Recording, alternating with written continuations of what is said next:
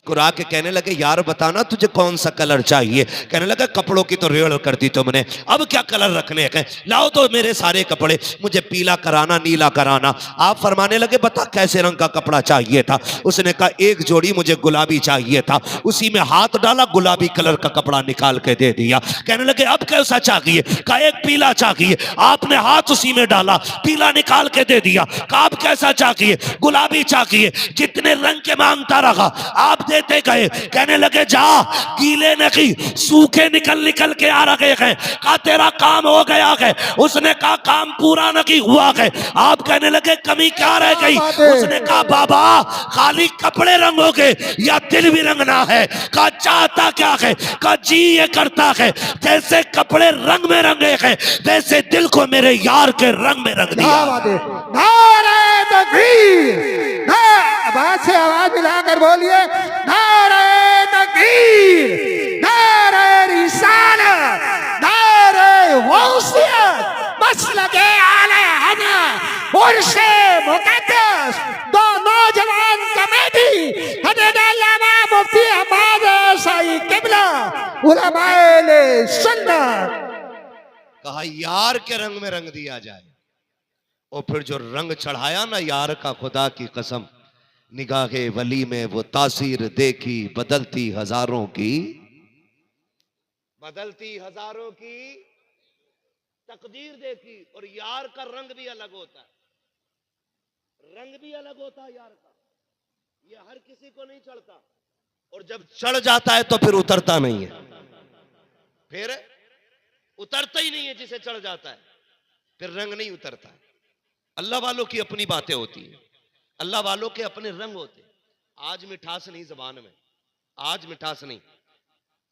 नूरी साहब बैठे हुए, मुझे एक बात सरकार मुफ्ती आजम हिंद की याद आ गई।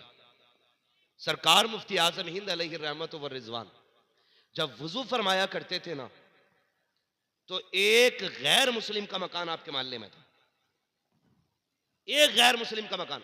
जब आप वुजू करते थे ना, तो जहां नाली से पानी गुजर के जाता था ना, वो बंदा बर्तन ला के लगा देता था गैर मुस्लिम, बर्तन ला के लगा देता था। लोग कहते थे अजीब बंदा, ये वुजू का गिरा हुआ पानी तू किधर लेके जा रहा है। उसने कहा तुम्हारी नजर में गिरा होगा, मेरी नजर में तो ये तबर्रुक होता है, तबर्रुक होता है। और छोड़ता नहीं था वो पानी मुफ्ती आजम हिंद के वुजू और गुस्ल का पानी। जब किसी ने कहा यार तू करता क्या है, उसने जानते हो क्या कहा था। उसने कहा तुम्हारे घर में बीमारी आती। कहा हाँ। कब बच्चे बीमार होते। कहा हाँ। कब बड़े भी बीमार होते। कहा हाँ। कहा क्या करते हो। कहा वही जो दुनिया करती है। कहा क्या करती है दुनिया। कहा जब कोई बीमार होता है हम डॉक्टर की गली पकड़ लेते हैं, उसके बाद जाके दवा लेते हैं। मुस्कुरा के कहता है सुनो मेरे घर में आज तक अगर कोई बीमार होता है मैं डॉक्टर के पास लेके नहीं जाता। कहा किस लिए।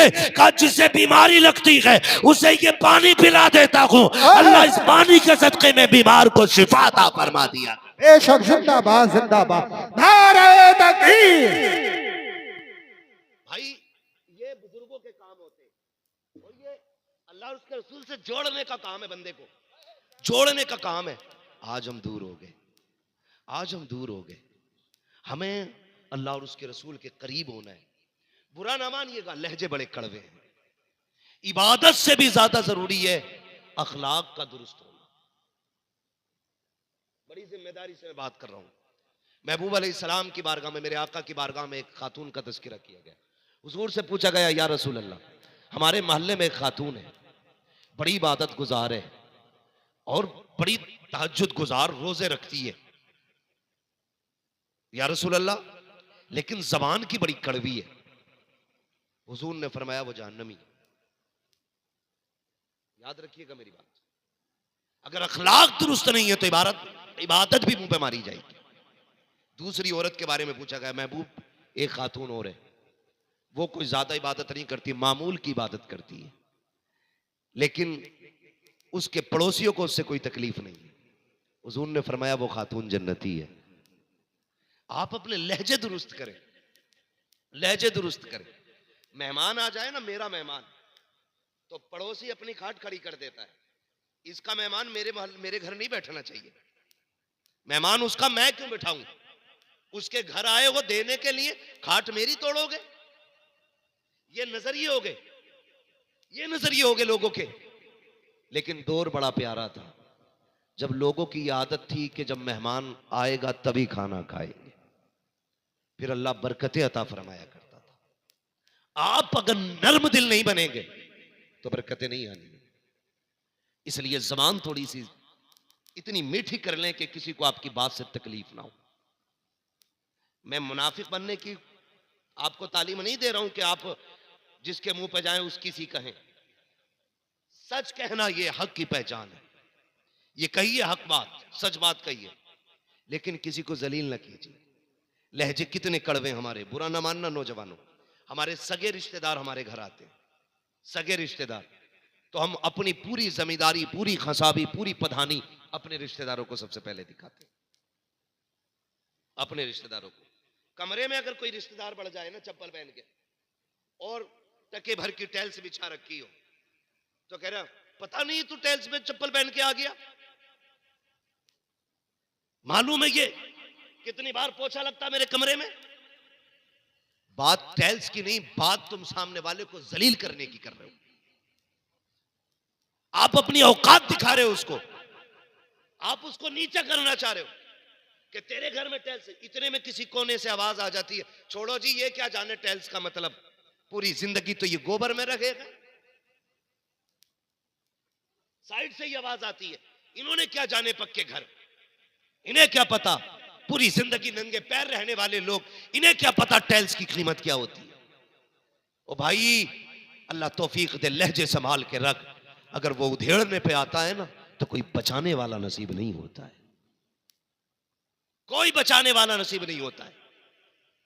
आपके दरवाजे पे गरीब आ जाए, आपका रिश्तेदार हो, आपका अपना हो, उससे ऐसे मीठे बन के बात करो कि वो जाते जाते ये सोचे यार इससे ज्यादा इज्जत मुझे आज तक किसी ने नहीं दी है।